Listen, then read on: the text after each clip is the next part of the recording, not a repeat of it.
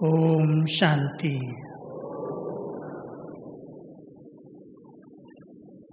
हम सब बाबा की अव्यक्त पालना का अनुभव करते रहते हैं।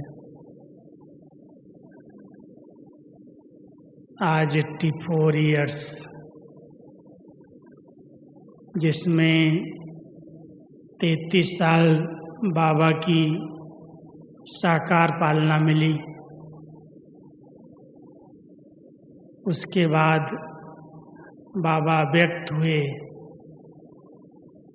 और लगभग 50 साल तक गुलजार दादी जी के माध्यम से हम सबको अव्यक्त पालना साकार में मिली।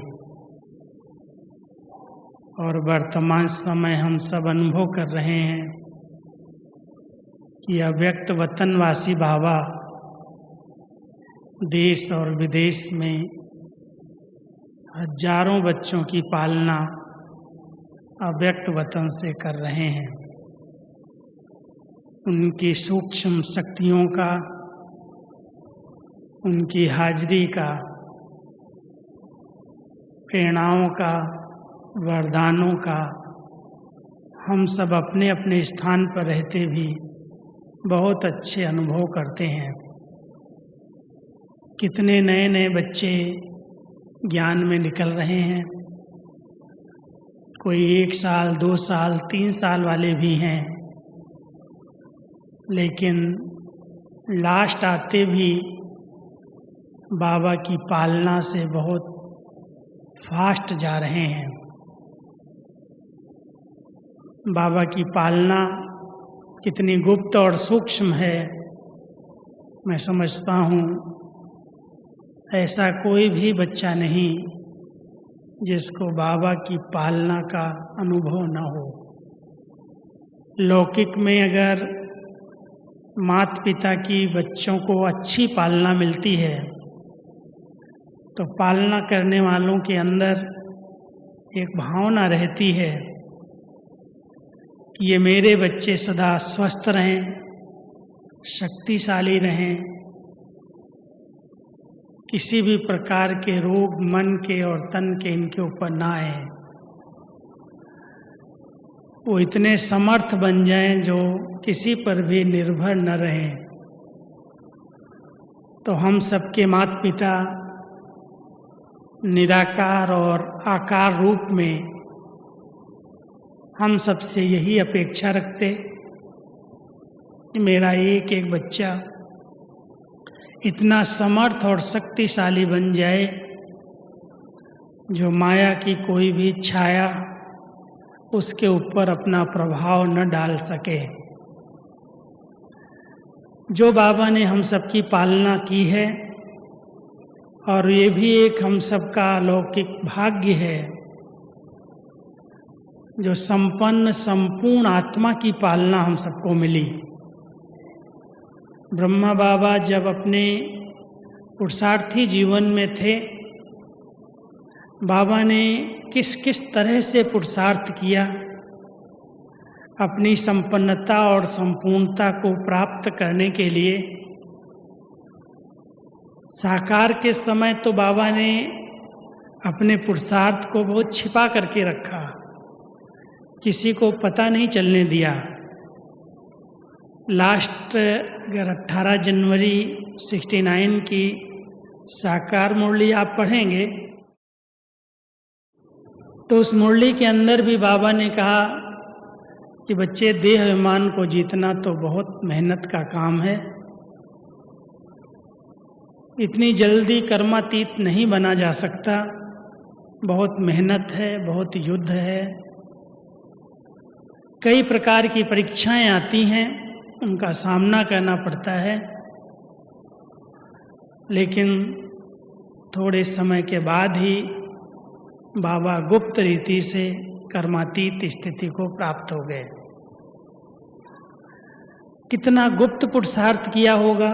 और अब ब्रह्मा बाबा अपने बच्चों से यही चाहते हैं कि मेरे बच्चे मेरे कदम पर कदम रखते हुए मेरे समान संपन्न और संपूर्ण बने।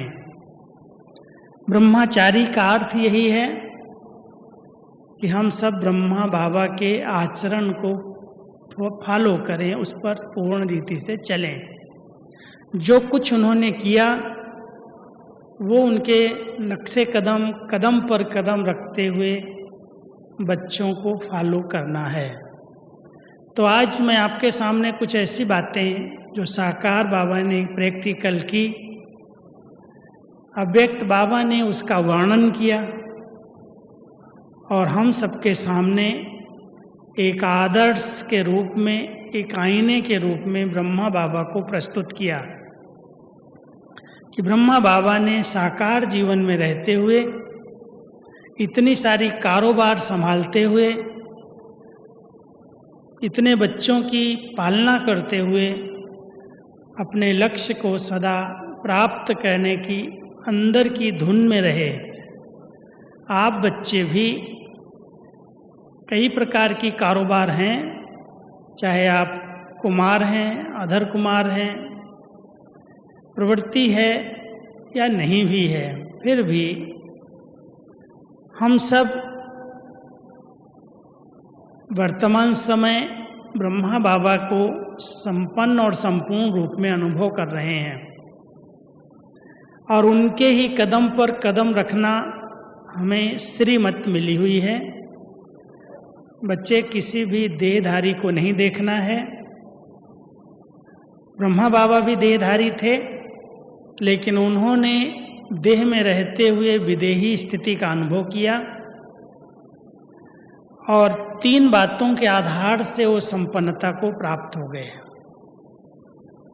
बाबा के वो लास्ट शब्द जिसका यदि हम सब अभ्यास कर लें, उन्हीं कदमों को फॉलो कर लें, तो हमारे लिए कर्मातीत बनना कोई बड़ी बात नहीं है। और वो 3 शब्द थे बच्चे, निराकारी, निर्विकारी और निरहंकारी। कितना गहराई से ब्रह्मा बाबा ने पुरुषार्थ किया निराकारी स्थिति में रहने का। बाबा की इस समय जो साकार मुरलियाँ रिवाइज हो रही हैं, जिनमें गीत नहीं हैं, अभी देख रहे हैं आप सब, ये बाबा की लास्ट मुरलियाँ हैं 67 की। 67, 68 में बाबा ने एक धुन लगा दी कि बच्चे ये गीत वगैरह जो बजते हैं इसकी ज़रूरत नहीं है, आवाज़ में आने की ज़रूरत नहीं है, आवाज़ से परे रहो। बच्चे बाबा के कमरे में जाते थे सवेरे सवेरे मुरली क्लास के पहले गुड मॉर्निंग करने के लिए। तो बाबा लास्ट दिनों के पुरुषार्थ में बच्चों को कहने लगे, बच्चे ये आवाज़ में गुड मॉर्निंग करने की क्या आवश्यकता है। बाबा अभी बच्चों के लिए भोजन तैयार कर रहा है, मनन चिंतन कर रहा है, और आप बच्चे बाबा को आवाज़ में क्यों ले आते हो। आप समझ सकते हैं ये क्या ब्रह्मा बाबा का गहरा पुरुषार्थ होगा। आवाज़ की दुनिया से पार रहना है, कर्म नहीं छोड़ा, सेवाएं नहीं बंद की, लेकिन समेट लिया और उपराम हो गए। 2 बातें जिनको हम सब ध्यान पर दें, क्योंकि विस्तार होता जा रहा है, सेवाएं बढ़ रही हैं, संबंध बढ़ रहे हैं और सेवाओं और संबंधों के आधार से टकराव भी बढ़ रहे हैं। इसलिए सेवाएं और संबंध निभाते हुए विस्तार में सार स्वरूप की स्थिति में स्थित रहने का अभ्यास अंत समय में ब्रह्मा बाबा ने करके दिखाया। 2-3 बातें आपको सुनाता हूँ। बच्चे बाबा को अपने सेवा केंद्रों के समाचार लिखते थे, पत्र लिखते थे। पहले तो बाबा बहुत प्यार से सबके पत्र पढ़ते थे और पढ़ने के बाद उनका जवाब देते थे। फिर बाबा ने यही जवाब देना शुरू किया, बच्चे सार में क्या बात कहनी है वही लिखो, विस्तार नहीं लिखो। बच्चों के बहुत पत्र आते हैं और सब पत्रों को पढ़ना संभव नहीं है। इसलिए जो सार में कहना है वही लिखो, और अगर वो लिख दिया एक बार बाबा को तो दोबारा आकर के सामने सुनाने की जरूरत नहीं है। इसमें भी समय और एनर्जी क्यों लगा रहे हो? बाबा उपराम हो गए, सब कुछ समेट लिया। क्या क्या समेटा? बच्चे आते थे तो बाबा बच्चों के साथ बैडमिंटन खेलते थे, खेलने के लिए जाते थे। जो शांति स्तंभ है वहाँ पर बाबा का टेनिस कोर्ट था, बाबा वहाँ पर खेलते थे। बच्चे आते थे, उनको प्यार देना, उनको गोद लेना, उनसे बात करना, बहुत समय देते थे। उनके साथ पिकनिक पर जाना, खेलना, कई प्रकार की बाह्य मुक्ता की जो बातें थीं, बाबा ने इन सब को समेट लिया धीरे धीरे। बच्चे अब तो वापस चलना है, इन बातों में ज़्यादा इंटरेस्ट नहीं चाहिए। तो समेट लिया और उपराम हो गए, लेकिन सेवाएं बंद नहीं की, कार्य रुके नहीं, मकान बन रहे थे, बनते रहे। पत्र आते थे, बाबा सबको सुनते और पत्रों का उत्तर भी देते थे। लेकिन एक बात कही कि बच्चे अभी बाहर नहीं जाना है, सेवा केंद्रों पर चक्कर लगाने नहीं जाना है, वायुमंडल ठीक नहीं है और बच्चे पहचानते ही नहीं हैं, तो बाबा वहाँ जाके क्या करेगा। धीरे धीरे बाहर का 1-1.5 साल से जाना बंद कर दिया। पहले बाबा कानपुर, लखनऊ, दिल्ली, बॉम्बे, कई स्थानों पर साकार में चक्कर लगाते थे बीच बीच में।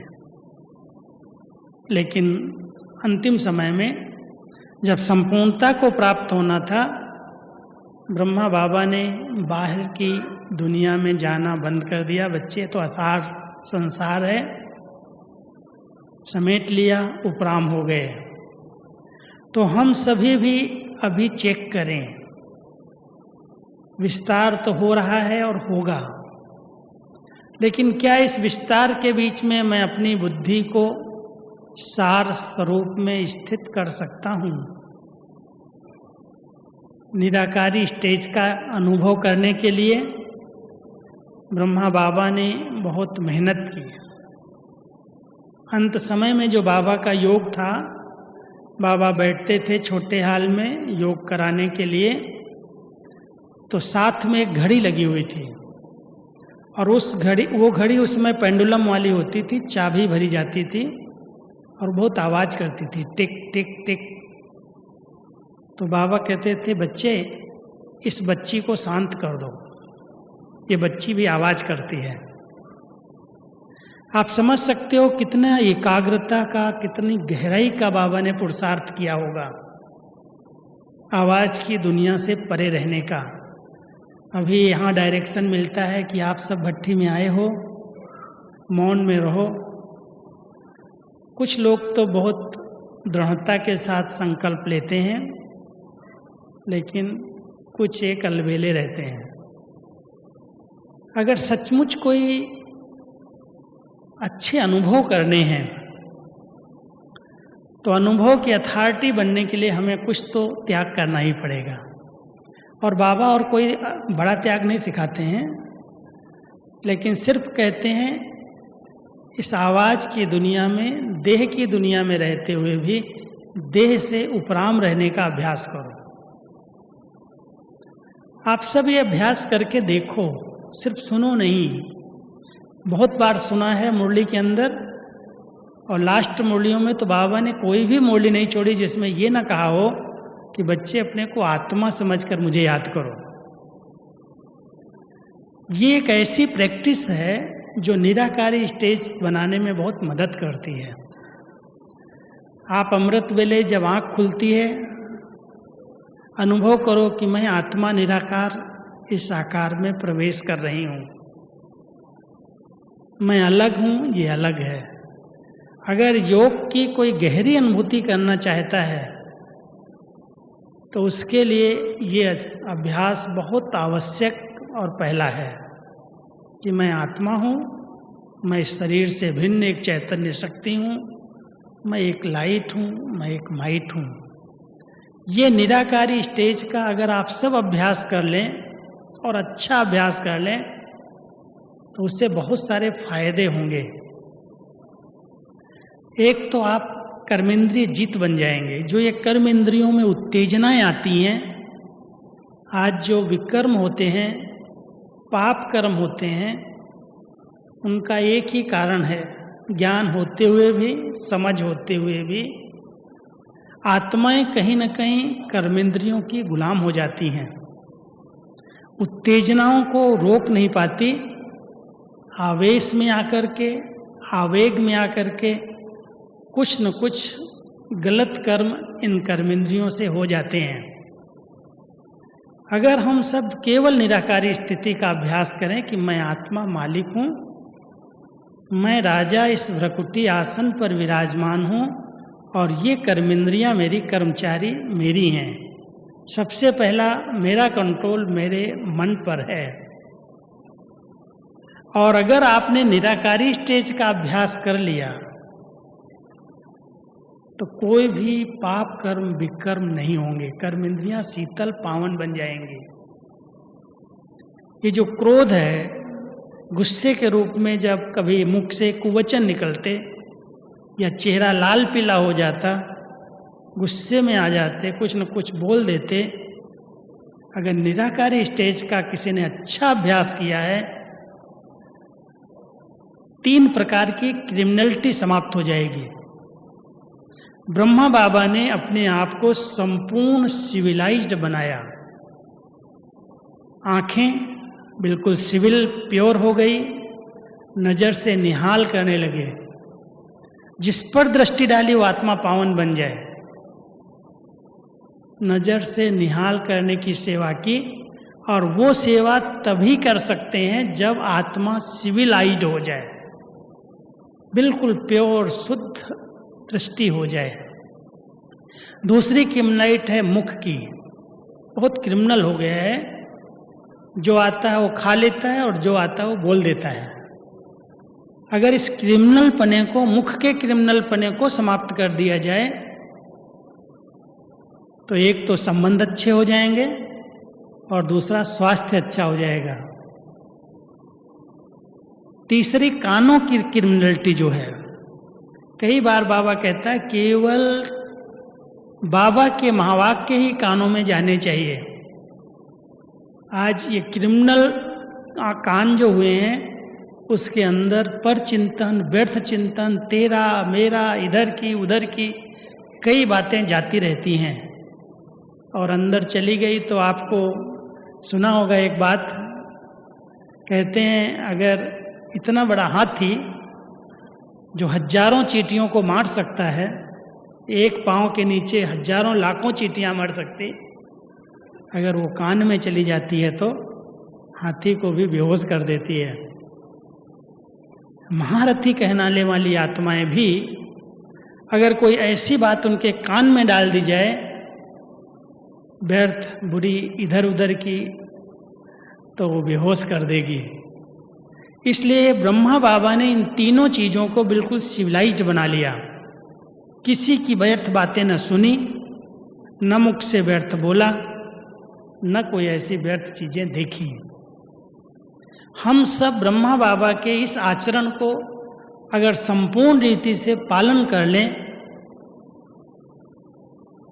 तो हम ब्रह्मचारी कहलाएंगे और संपूर्ण निर्विकारी स्टेज अपने आप बन जाएगी। निराकारी स्टेज के बिना निर्विकारी नहीं बना जा सकता। भले ब्रह्मचर्य व्रत का तो दुनिया में बहुत से लोग पालन करते हैं, लेकिन संपूर्ण विकारों पर विजय हो जाए, सब विकारों पर जीत हो जाए। 5 विकार आत्मा के महाशत्रु हैं और 5 विकारों के बाद उनकी सेना बहुत बड़ी है। ईर्ष्या, द्वेष, नफरत, बदला लेने की भावनाएं, आवेश, आवेग, घृणा, बहुत सारी सेना है रावण की। अगर आत्मा निराकारी स्टेज का अभ्यास करती है तो उस पूरी सेना पर विजय हो सकती है, और ब्रह्मा बाबा ने वो करके दिखाया।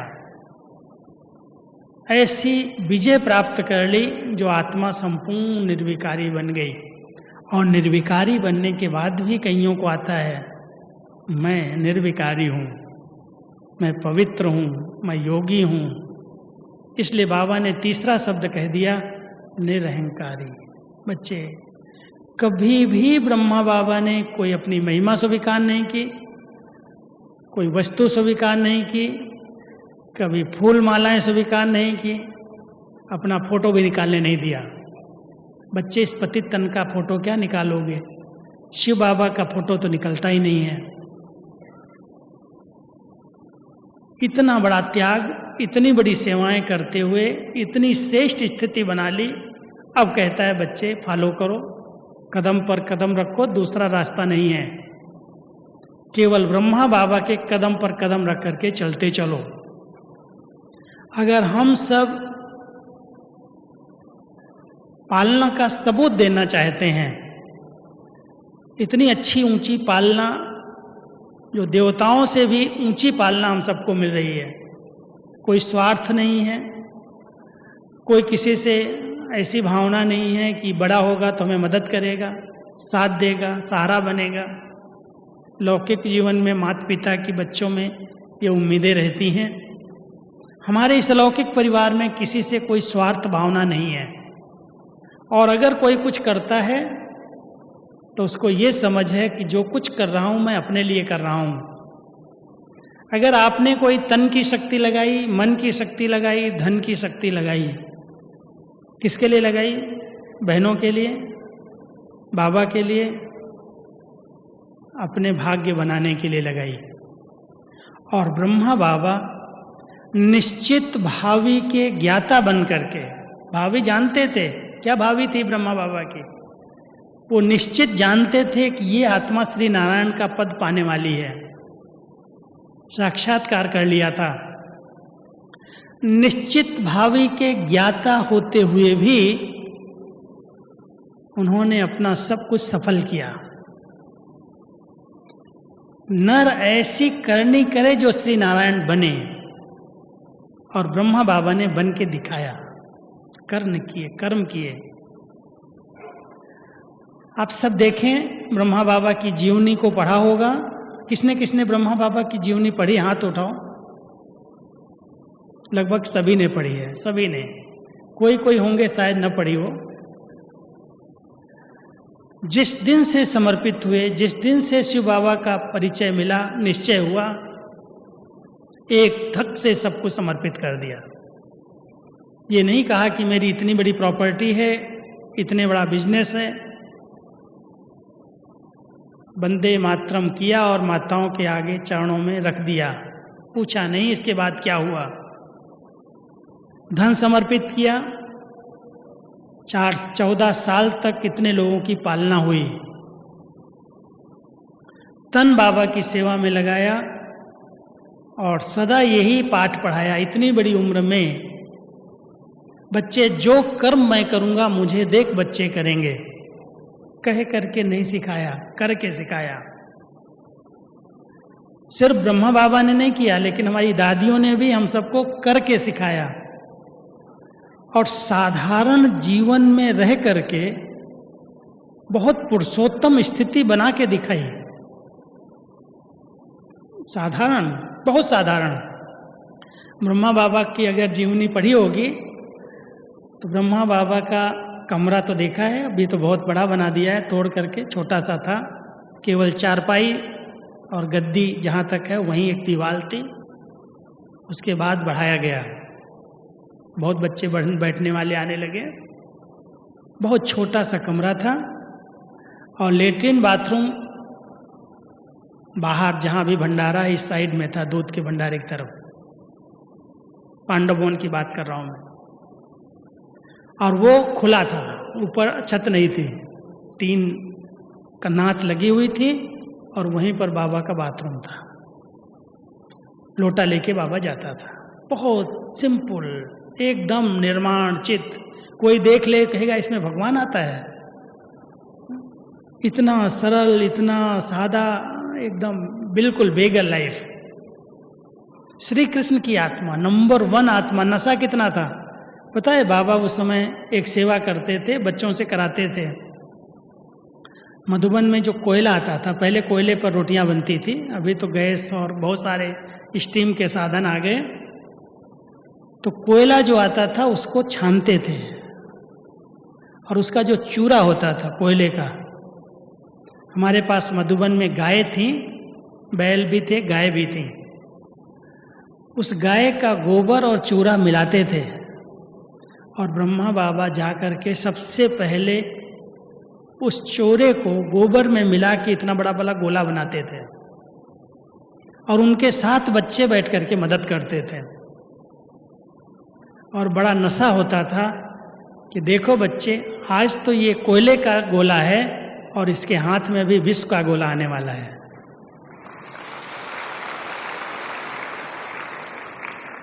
अच्छा बच्चे, कोई मिलने के लिए आता है, ले आओ बाबा के पास। बाबा ऐसे आप बैठे हैं, ये काम कर रहे हैं, ऐसे समय में बच्चों को कैसे मिलाऊं? अरे बच्चे ले आओ, दृष्टि दूंगा उसको, सत्युग का साक्षात्कार हो जाएगा।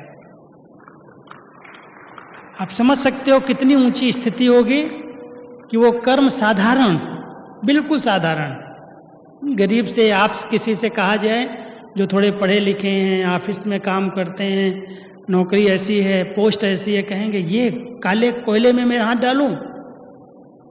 ये मेरा काम थोड़ी, तो नौकरों का काम है। लेकिन बाबा ने सब काम करके बच्चों को सिखाया, कराया, हम सबसे भी कराया। हम लोगों ने भी बहुत गोले बनाए पहले पहले। और वो किस लिए बनाते थे पता है? बॉयलर गर्म करने के लिए, पानी गर्म करने के लिए 3-4 कोयले डाल दो, थोड़ी सी लकड़ी लगा दो, फटाफट पानी गर्म हो जाता था। बहुत कम खर्चे में सारे घर को पानी गर्म मिल जाता था। तो वही कोयले यूज होते थे भंडारे में भी और पानी गर्म करने में। इसलिए रोज ये धंधा था, हर एक को करना ही है। ये साधारण कर्म करते हुए भी इतनी ऊंची स्थिति में रह करके ब्रह्मा बाबा ने नंबर 1 पद प्राप्त कर लिया। हम सब फॉलो कर सकते हैं या नहीं? ये कहेंगे ये काम मेरा थोड़ी है, ये सेवा बहन जी मेरे क्यों कहती हैं? खुद तो जाके माइक पकड़ लेते हैं, स्पीकर बन जाते हैं, और हमें कहते हैं दरी बिछाओ। कई बार ऐसे ऐसे हमारे पढ़े लिखे कुमार, नौकरी अच्छी है, पैसा अच्छा है, आजकल IT के ज़माने में लाखों रुपया कमा रहे हैं, वो कहते हैं ये काम मेरा थोड़ी है, ये तो किसी को पैसा दो करा देंगे। मैं एक सेंटर पर गया और इतने अहंकारी भाई, मैं क्या बताऊं आपको, कहना नहीं चाहिए। बड़ा प्रोग्राम था, बहनें खुद कुर्सियां उठा रही हैं, खुद टेबल सजा रही हैं, पूरे हाल को सजा रही हैं, और भाई लोग ऐसे खड़े होकर देख रहे हैं। मैंने कहा ऐसा क्यों? इन भाइयों को आपने कभी ट्रेनिंग नहीं दिया इनको करना चाहिए? कहते ये लोग बहुत सेठ हैं, बड़े घर के हैं। मैंने कहा बड़े घर के हैं तो इनका अहंकार कब खत्म होगा आखिर? बाबा ने तो हम सबसे झाड़ू लगवाई, हम सबसे रोटियां पकवाई, हम सबसे धोबी घाट करवाया, तब ये अहंकार खत्म हुआ। लौकिक में कभी नहीं किया हमने, लेकिन बाबा के घर में आकर के ये सारे स्थूल कार्य, और 1 साल नहीं, कंटिन्यू कई साल तक किए। और मेरा ये भाग्य रहा, मेरा लोग खुद ही भाग्य रहा कि ऐसी सेवाएं करते करते आज बाबा ने कहाँ बिठा दिया। ब्रह्मा बाबा ने करके दिखाया, और उसकी पूरी फॉलो करने वाली दादी दीदी, जिन्होंने ब्रह्मा बाबा के हर कदम को फॉलो किया। कर्मणा सेवा में गेहूं साफ करना हो, दीदी दादी पहले बैठती थी जाके, सब्जी काटनी हो पहले बैठ जाती थी, रोटी पकानी हो रोटी बेलने के लिए पहुंच जाती थी। हर कर्म करके फिर सिखाया। तो जैसे ब्रह्मा बाबा ने हम सबको कर्म योगी बनाया, हम सब एक बात का ध्यान रखें, हमारा तन जो बाबा ने दिया है उसकी अमानत हमको मिली है, मन और धन, तन मन धन, जो 3 शक्तियां हर एक के पास हैं, हो सकता है किसी के पास एक कम हो, एक ज़्यादा हो, लेकिन जितनी जिसके पास शक्ति है, जैसे ब्रह्मा बाबा ने अपनी सर्व शक्तियों को सफल करके सफलता भव का वरदान प्राप्त कर लिया, ऐसे हम सभी भी अभी समय अनुसार सब कुछ सफल करें, कुछ भी निष्फल न जाए।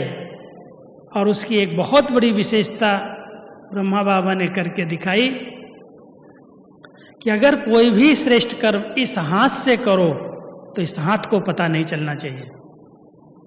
माना गुप्त दान महापुण्य, इतना गुप्त किया, इतना गुप्त रीति से छिपा दिया कि बच्चे मैं तो कुछ नहीं करता हूँ, सब कुछ करके अपने आप को छिपाया। और यहाँ आज कोई थोड़ा सा काम करता है, कोई थोड़ा सा भी मदद कर देता है, वो समझता है मेरा नाम तो हो जाए, कम से कम मेरा फोटो तो मैगजीन में तो छप जाए। बहुत सारी इच्छाएं व्यक्ति के अंदर रहती हैं। हम सब बाबा को अगर देखें, जिसने एक भी फोटो निकलने नहीं दिया, आज उसके हर घर में फोटो लगे हुए हैं। ये त्याग का भाग्य है, त्याग का भाग्य है जो हर स्थान पर हम ब्रह्मा बाबा को सब जगह व्यापक कर दिया। अब ब्रह्मचारी बच्चों को ब्रह्मा बाबा के इन आचरणों पर चल के दिखाना है। इतनी बड़ी अथॉरिटी जो स्वयं भगवान का रथ, और अथॉरिटी होते भी इतना निर्माण। कभी कोई ने महिमा किया, बच्चे ये तो दलाल है, ये तो कुछ भी नहीं करता है, वो करन करावनहार बाबा करा रहा है। कभी बाबा की तरफ इशारा कर दिया, और कभी कहा बच्चे ये तो बूढ़ा बाबा है, करने वाले तो ये सब जवान बच्चे हैं, ये सब कर रहे हैं, मैं कुछ नहीं करता हूँ। और कुछ नहीं करता, कुछ नहीं करता कह करके सब कुछ कर लिया और करके नंबर 1 बन गया। हम सब ब्रह्मचारी बच्चे ब्रह्मा बाबा के आचरण पर चलने वाले चेक करें। ब्रह्मा बाबा की जीवन के अंदर जो पर्सनालिटी थी, वो एक तरफ पूरे शरीर पर भी लाइट का हो रहा था, प्योरिटी की पर्सनालिटी थी। बोल में पवित्रता दिखाई देती थी, दृष्टि में पवित्रता थी, संकल्पों में पवित्रता के वाइब्रेशन थे, क्योंकि बिना पवित्र जीवन के साक्षात्कार मूर्त नहीं बन सकते। कितने लोगों को ब्रह्मा बाबा का घर बैठे साक्षात्कार हुआ। कहीं पर भी कोई व्यक्ति हो, आपने शायद एक अनुभव सुना हो, डाकू पंचम सिंह का अनुभव बड़ा अच्छा कभी कभी वो सुनाता है कि मैंने एक दिन, वो बताता है कि मैं एक दिन देवी की बहुत आराधना करता था, जंगलों में रहता था, और एक दिन मैंने देवी के आगे प्रतिज्ञा की, अगर आप आज मेरे को दर्शन नहीं देंगी, मेरी बात का जवाब नहीं देंगी, तो मैं आज आपकी मूर्ति को तोड़ के फेंक दूंगा, और मैं आज से आपको बिल्कुल मानूंगा नहीं, कुछ भी नहीं मानूंगा। कहता है एक दिन उसने बहुत देसी घी का यज्ञ किया, हवन किया, बहुत पूजा आराधना, कुछ अनुभव नहीं हुआ, और एकदम निराश हो गया, देवी की मूर्ति को तोड़ दिया गुस्से में आकर के, और एकदम नाराज हो गया कि कोई देवी नहीं, कोई भगवान नहीं, कोई कुछ नहीं। ऐसे ही दोपहर को बाहर घूम रहा था, और ब्रह्मा बाबा आगे सामने उसके खड़े हो गए आकर के, सफेद धोती कुर्ते में आए, सामने दिखाई दिए, कौन है ये, जंगल में कौन आ गया? तो बाबा कहता, बच्चे तुम जिस देवी की आराधना कर रहा था, वो देवियां कुछ दिन के बाद तुझको मिलने वाली हैं और तुमको भगवान से मिला देंगी।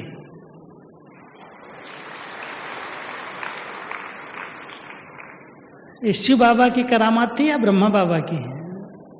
ब्रह्मा बाबा ने ऐसी तपस्या की, इतना लाइट रहे, इतना पवित्रता का कवच पहन करके रखा, जो लोगों को ब्रह्मा बाबा का साक्षात्कार हो जाता था, और कई प्रकार की मनोकामनाएं पूर्ण हो जाती थी। हम सब इस बात को अंडरलाइन करें, हम सब ब्रह्मा बाबा के सपूत बच्चे हैं, और सपूत बच्चे अगर सबूत देना चाहते हैं तो समान बन करके दे सकते हैं। अब ये समानता कैसे आएगी, उनके लिए किन बातों का हम ध्यान रखें। ब्रह्मा बाबा ने तो बहुत कुछ ध्यान रखा और कहेंगे वो तो नंबर 1 आत्मा है, हमारा पता नहीं कौन सा नंबर है। कई अलबेले हो करके ये बात इस ढंग से सोचने शुरू कर देते हैं कि भाई वो तो नंबर 1 आत्मा थी, उसने ऐसा पुरुषार्थ किया, उसको तो बनना था, हमारा तो पता नहीं लास्ट में कब नंबर आएगा। कई बार ऐसे बाबा कहते हैं, अलबेलेपन की तकिया लेके बच्चे सुस्त बन जाते हैं। चेयर रेस चल रही है, रेस करो, कोई भी नंबर आगे आ सकता है। और बाबा कहता है अगर तुम बच्चे नंबर 1 में आके दिखाओ तो मैं जो माला है ना कई लड़ियों की बना दूंगा। क्यों सोचते हो एक ही लड़ी की माला होगी, कई लड़ियों की माला बन जाएगी।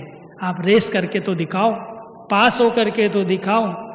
तो हम ब्रह्मा बाबा के आचरण पर चलते हुए किन बातों का विशेष ध्यान रखें।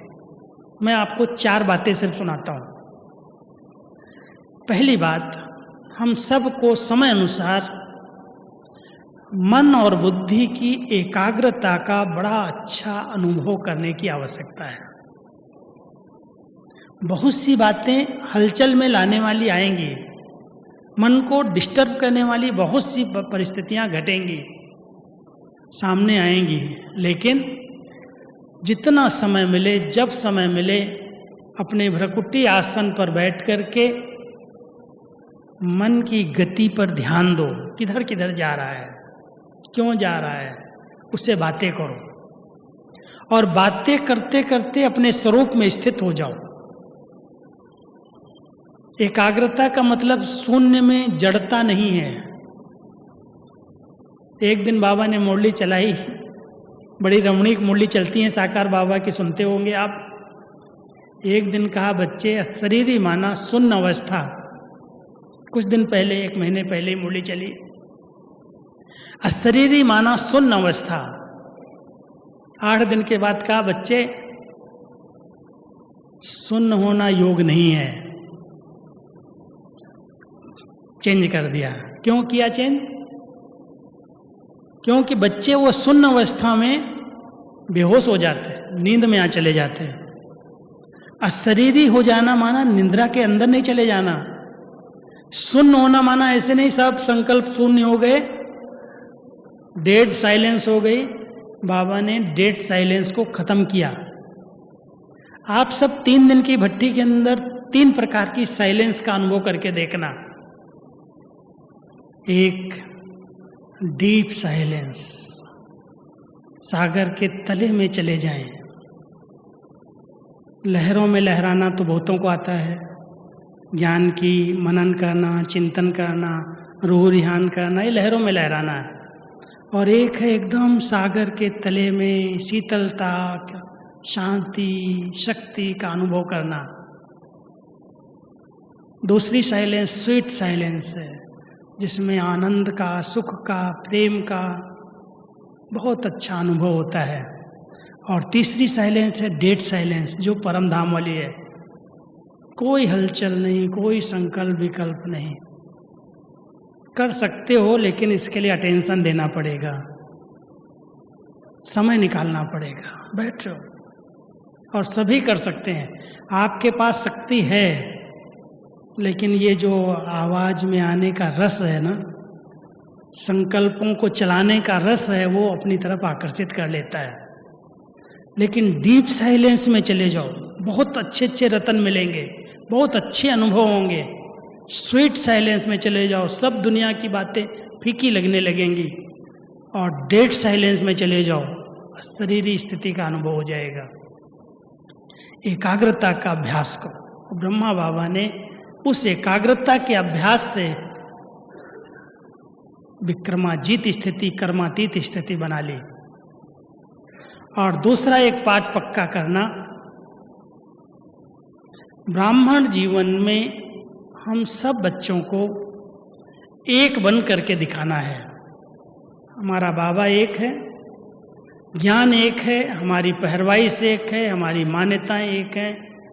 हम सब सिर्फ भिन्नता को एकता में बदल दें, क्योंकि विचार और संस्कार कभी एक दूसरे से मिलते नहीं हैं, उनको मिलाना पड़ता है और उसके लिए कुछ सहन करना पड़ता है, कुछ समाना पड़ता है, झुकना पड़ता है, मरना पड़ता है।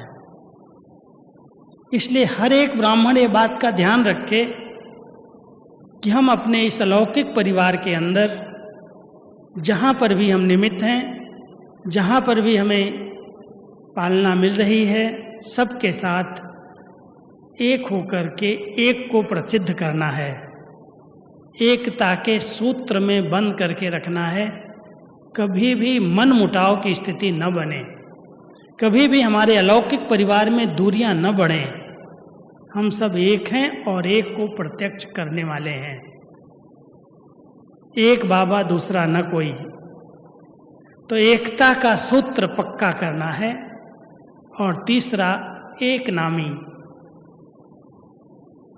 सबके दिल में रहे कि मुझे एक को प्रत्यक्ष करना है। मेरे नाम को प्रत्यक्ष करने के लिए मैं सेवा नहीं कर रहा हूँ।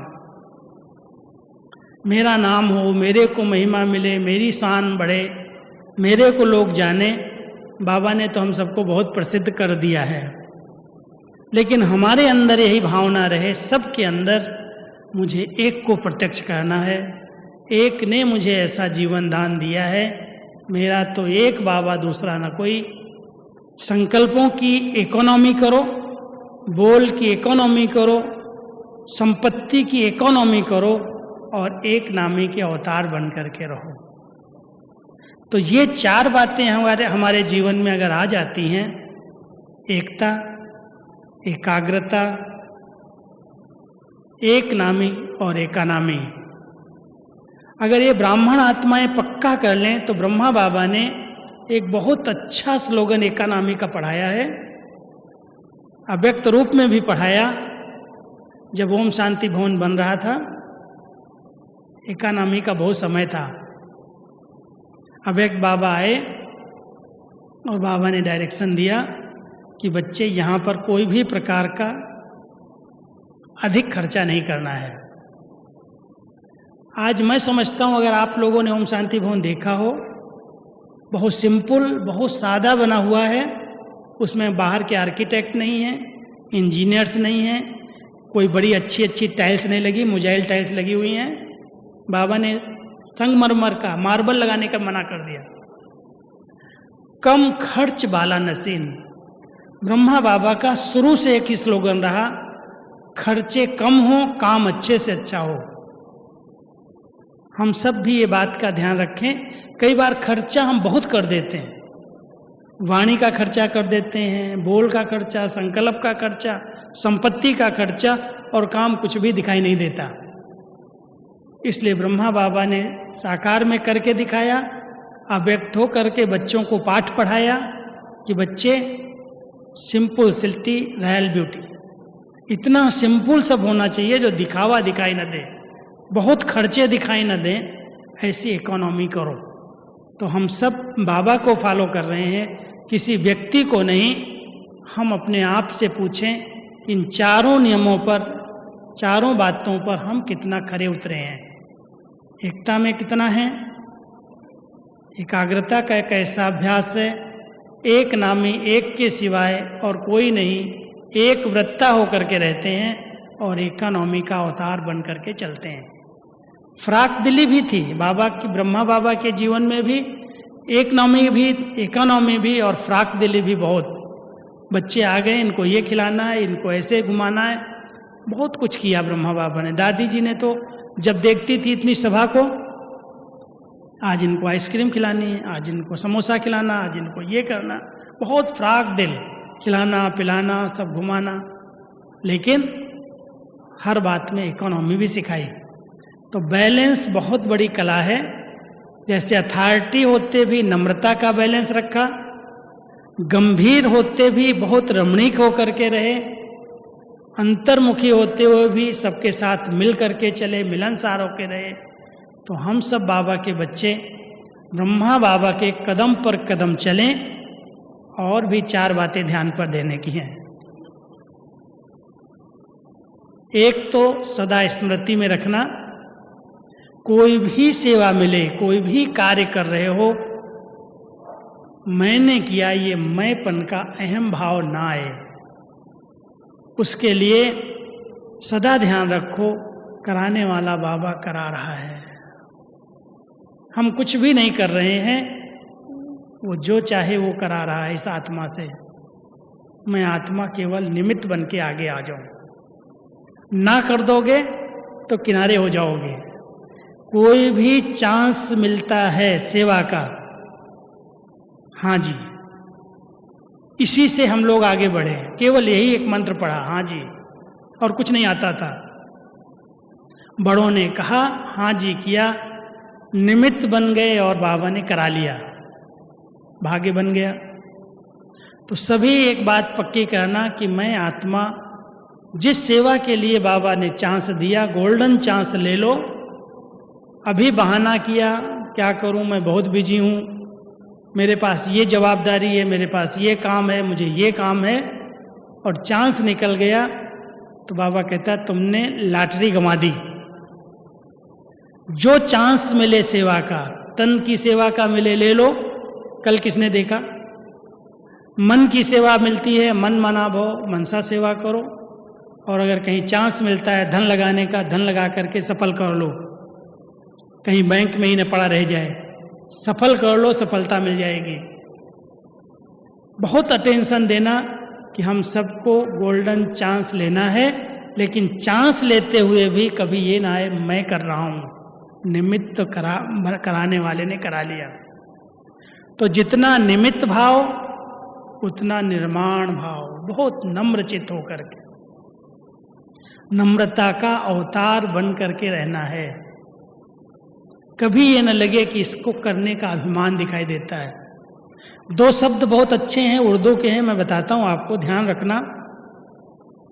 बाबा बहुत अंडरलाइन कराते हैं कि बच्चों की चलने से रोब दिखाई देता है। ये चलते कैसे हैं, बात कैसे करते हैं, किसी से मिलते हैं तो भी लगता है बड़ा रोब है इनको, कोई चीज का नशा है। इसलिए हम सबके जीवन में रोब की जगह पर रुहाब आ जाए। रूहानियत रुहाब ले आती है। समझ रहे हैं मेरी बात? शायद दूसरी भाषा वाले न समझते हों, हिंदी वाले तो समझेंगे। रुहाब का अर्थ है रूहानी अलौकिक नशा। रुहाब जरूर रहता है, नशा है, सोमान है, लेकिन बहुत निर्माणचित आत्मा है। तो रुहाब रहे, ऐसे नहीं कोई मुझे कुछ कह दे एकदम ऐसे लगे जानता नहीं, बहुत बोला है। रुहाब है, नशा है, लेकिन रोब नहीं है, अहंकार नहीं है। तो जो नम्रचित आत्माएं हैं वो रूहानियत के रुहाब में रहती हैं, अलौकिक नशे में रहती हैं। कभी उनकी चलने, बोलने, देखने, ड्रेस, इन सब से रोब नहीं दिखाई देता, अहंकार नहीं दिखाई देता, मैंपन नहीं दिखाई देता। बहुत झुक करके, नम्रचित होकर के, सबको नमन करके चलते हैं। संगम पर नमन करके चलना माना, बाबा कहता सारे क्लब के लिए दूसरों को झुका देना। आप सब इस बात को अंडरलाइन करो, ये कोई हमारी कमजोरी नहीं है। कई कहते हैं हम कमजोर थोड़ी हैं जो हम इसके आगे झुकें। और बाबा ने कहा बच्चे झुक जाओ, मर जाओ, नमन हो जाओगे तो सब पूरे क्लब आपके आगे नमन करेंगे। तो हम सब ध्यान दें, निमित्त हैं, निर्माण चित्त हैं और निर्माण में जाना है। इसलिए जितना हो सके वाणी का कम से कम प्रयोग हो। कम बोल में बहुत अच्छे काम हो सकते हैं। बाबा कहते हैं जो महान आत्माएं हैं उनके बोल गिनती के होते हैं। सुबह से कितना बोला वो गिनती कर सकते हैं। तो एक तो हमें वाणी से परे जाना है और दूसरा निर्वाण धाम जाना है। निर्वाण के दो अर्थ हैं, इसलिए ध्यान देना। जहाँ वाणी नहीं पहुँचती है वो हमारा घर है, और उस घर में जाने के लिए हम सबको इस संसार में रहते हुए उपराम रहना है और कम से कम वाणी का प्रयोग करके ऐसे शब्द बोले जाएं जो दूसरों के लिए सिद्धि हो जाएं, सफल हो जाए वो। तो हम सब वाणी पर ध्यान दें, निर्वाण स्थिति का अनुभव करें। और बाबा कहता है निर्वाण में जाने के लिए निर्मल वाणी का प्रयोग करो, कम बोलो, धीरे बोलो, मीठा बोलो। ऐसे नहीं मुख का बाजा बजाना ही नहीं है, बंद कर दो, जो जरूरी है वो जरूर बोलो, आवश्यक है वो बोलो। तो इसलिए अगर 4 बातें ये ध्यान रखेंगे तो बाबा के कदम पर कदम रख करके चल करके फॉलो फादर करके हम सब ब्रह्मचारी कहलाएंगे। संपूर्ण ब्रह्मचारी अगर बन गए तो संपन्न और संपूर्णता को सहज प्राप्त कर लेंगे।